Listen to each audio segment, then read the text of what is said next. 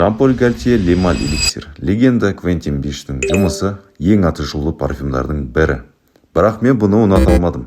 Бір противоречивый сезім. Толық ұнатпаймын емес, осы иісті иіскегім келіп тұрады.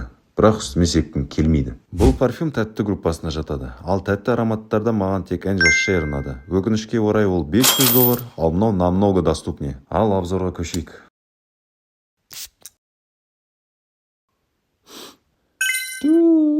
Масқара. Тәтті. Приторный. Термоядерный.